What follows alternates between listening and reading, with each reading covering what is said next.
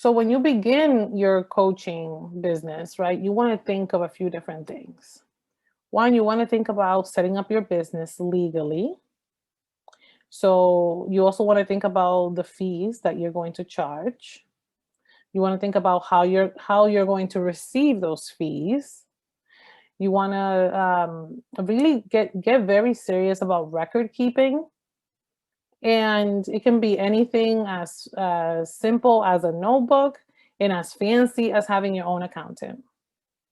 Okay, I've done the gamut. Right now, I have an accountant, but I started like literally keeping an Excel spreadsheet to using QuickBooks online to then having an accountant because things got, a little bit more complicated and I do a few different things.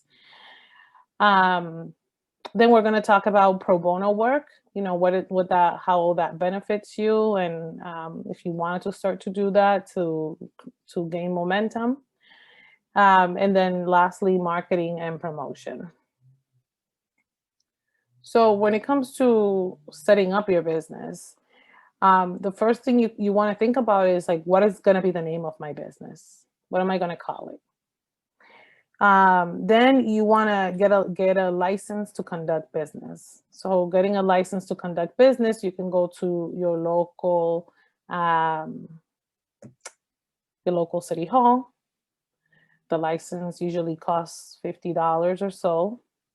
Um, And once you have obtained a license, you want to determine the type of business entity that you're going to be.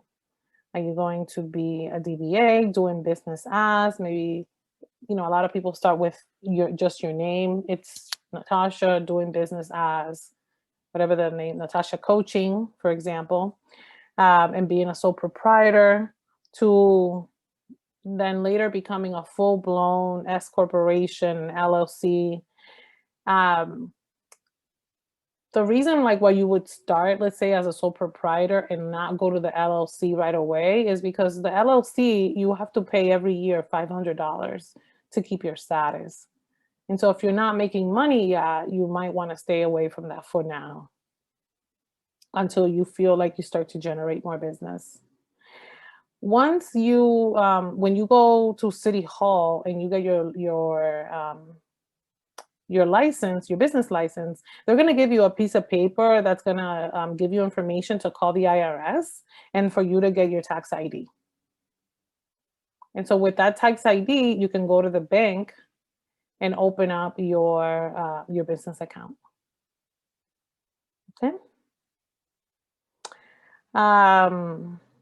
If you have an attorney or a business advisor that you work with, or a tax person, they can tell you, kind of for your situation, what would be the most the best way to go. If you should start with the LLC now, or if you should go sole proprietor.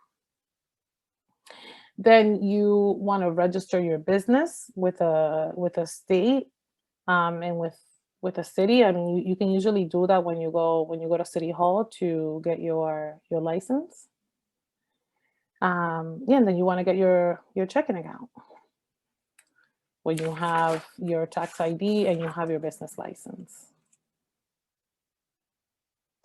And so once you have your account, right, where all the money is going to come in, you want to think about your fees. Um, So as far as what people charge for coaching, right? You just know that your confidence is going to increase um, as you do this work. The more you do it, the more your confidence is going to increase, the more that you are going to feel comfortable charging. Um, I really urge you to really use the system that you have learned about here, right? And not go on to thinking like you have to create a whole new curriculum. Like you have something that works. And you want to really set fees from a place where you feel comfortable setting those fees. And it's really a personal decision. Coaches typically are charging anything from $100 an hour to thousands of dollars per hour. And so I wouldn't charge anything less in the packages that you create, anything less than 100. Okay. But how much you charge really depends on how comfortable you feel charging that. But you're not charging anything less than $100 per hour. Okay. There's coaches, like I said, charge thousands of dollars per hour. Um, so when you're thinking about kind of like the kind of coaching that you're doing, you really want to, Jocelyn was telling me, she was looking, to see who are other coaches, career coaches, and what are they charging, right? And put yourself right up there with them, as long as you feel comfortable doing that. And again, this is a high level overview, and then we're going to get more into detail with these things. Then you want to think about the how you're going to take in those fees once you decide how much you're going to charge, right? What's the payment method that you're going to charge to take? I use PayPal for everything because it's the easiest. It helps me with my accounting. I do all my invoicing. I do everything through PayPal. I've had merchant accounts where, like, I before COVID, I had the whole little credit card thing, and when I would do live events. But now PayPal has that too. They have an app. I use PayPal. There's many other ones that people use. People use Cash App. People use Zelle. They use, what is it, Venmo. I use PayPal. Um, it's pretty comparable to what other the other services use. So I feel comfortable with PayPal. So that's why I go with PayPal. Um, I also take checks for, like, when I do jobs for big corporations, and it's thousands of dollars. I don't want PayPal taking 3%, of my $6,000 or my $10,000 fees. And it's a big corporation. I let them send me a check. So essentially, that's the kind of payment method that I use. And then as far as a record keeping system, right, there's, like I said, everything from like where people keep all their receipts in a shoebox to having your own accountant.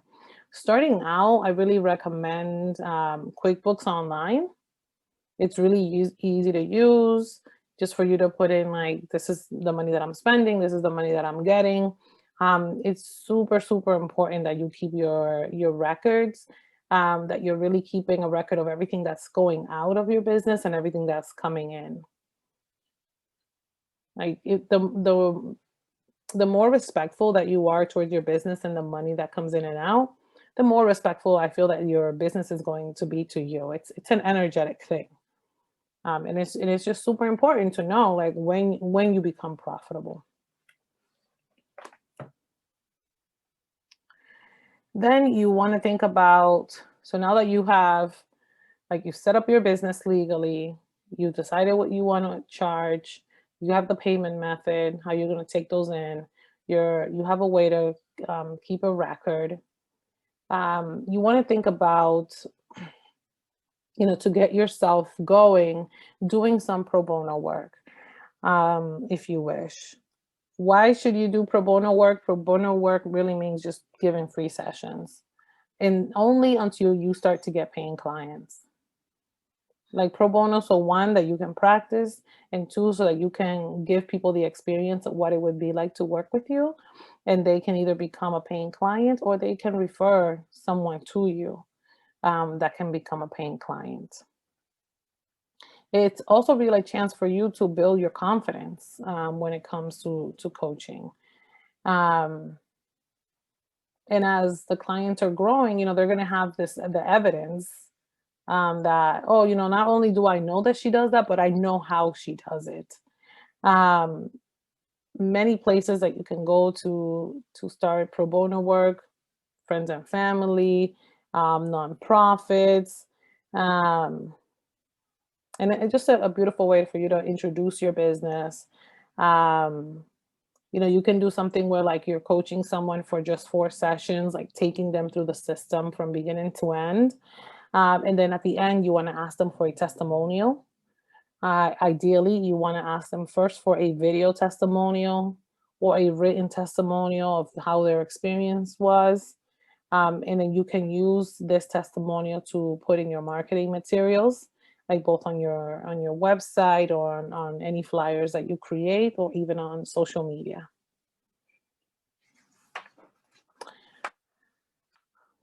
Okay. Any questions about this before I move on? I have a question. I've Yes. actually got two.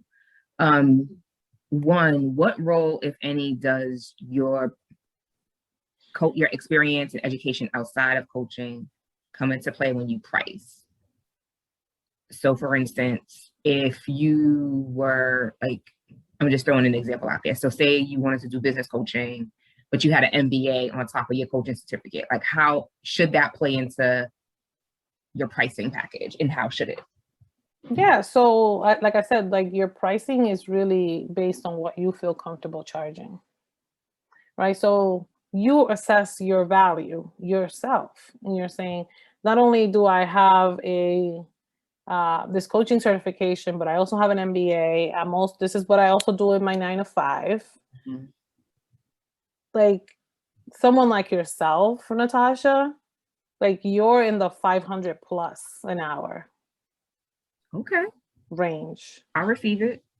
Yeah, for sure. For sure. You know the ins and outs of what it means, like not just to run a business, but you're over here running like a city. So it's in the 500 plus. And so one of the ways for you to also find out kind of what you should be charging is to look for other coaches with your similar background, like business coaches that are chief of staffs. Yeah, you're in the 500 plus an hour. So creating a package with you, it's like 6 sessions times 500 is what? 3,000? Yeah, that is pretty normal. Okay. Yeah, that's not outrageous at all. Not at all. Especially, if now the hot thing is, diversity, equity, and inclusion. That's like the hot, the hot thing right now. Sustainable business practices. You work for one of the most, what we call affluent cities in the world. I guess for some people, yeah. For some people, right? But in the grander scheme of things, right? The city of Boston is It's pretty wealthy. top notch. Yeah, like when I go to other states and I say I'm from Boston, people are like, oh, she's from Boston. So, looking at yourself like that, yeah, Okay. 500, 500 plus a session, like creating a $3,000 package to work with you would not be outrageous at all. Like that seems pretty fair. Thank you for the battery in my back. Absolutely, Natasha. Like you got that. Absolutely. And even more, 3,000, 5,000, $10,000. Okay. Thank you. Yeah, and then we'll get into creating packages later, but kind of thinking of like what are all the things that I could include within that package that could make me feel in integrity with that price. Because at the end of the day, that's really what it is. It's you feeling comfortable and ascertaining like this is everything that I give, this is everything that I bring. And I feel so clear about that when someone asks you, so what's your fee, you can list out everything that they get working with you, and this is the fee. Thank you. You're welcome. Any other questions before I move on to the marketing piece? Insights, thoughts, anything that's coming up for you? No?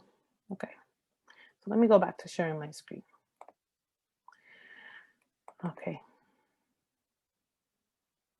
So back to pro bono work. So for example, Natasha, right? If let's say like a nonprofit was to come to you, like a and ask and just ask for your help, or you volunteering to do work that's going to put your name on the map as a business coach, that could be pretty good, for you to do it and say, I will do this for y'all for this price, or I'll help you with these many sessions, but then my fee, my if you want to continue to work with me, or if you're going to refer me, I have a fee. I'm glad to send you my fee.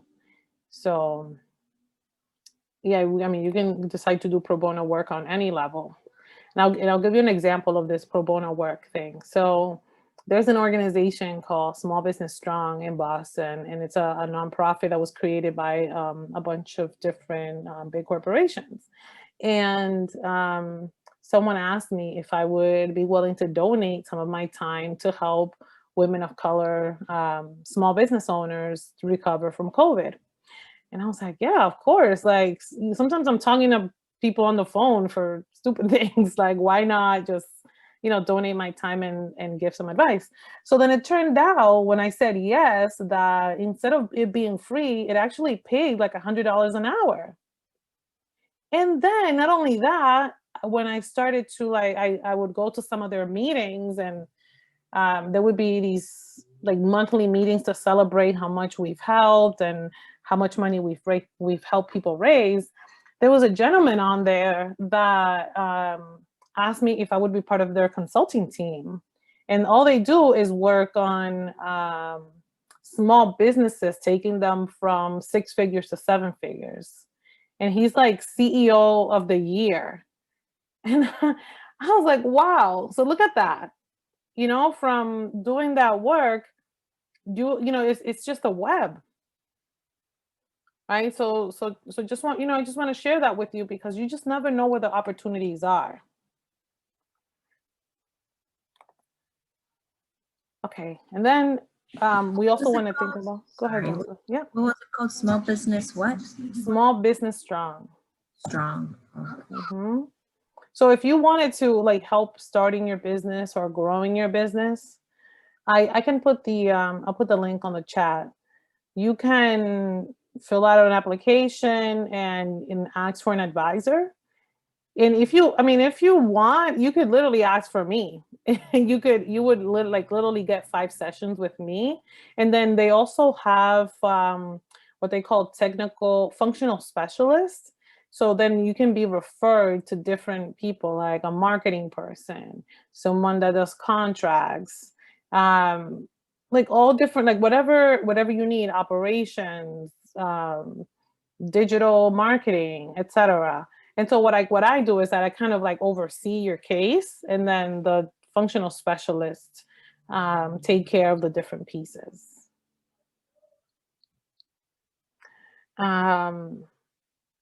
I'll put it in the chat in a second. Marketing and promoting, right? So the first thing I want to say about marketing and promoting is that within the amount of time that you dedicate to your business, about a third of the time needs to be dedicated to marketing and promotion. It literally takes about 7 times or so for somebody, like they have to see your name, see your brand, see your message about 7 times before they decide to make a decision, a purchasing decision. So marketing and promoting is a really big aspect of the work that you have to do in your business. And there are many ways for you to market and promote your business for free. I mean, there's plenty of paid advertising, public relations, and different types of promotion and networking. But now with the internet, I mean, the sky is literally the limit. The first thing that we want to think about when marketing and promoting is to really build a circle of influence, and think about who are those people that love and respect me, that need to know that I am a coach, and that they are going to then open up your circle to their circle, and on and on and on and on. And your job is to continue, right, having that Spreading the message. With internet marketing, that's like right now, it's like the hottest way to do that. And really marketing and promoting to your objective, right? Which is why it's so important that we know exactly where we want to go, and what we want to achieve, because that informs your marketing.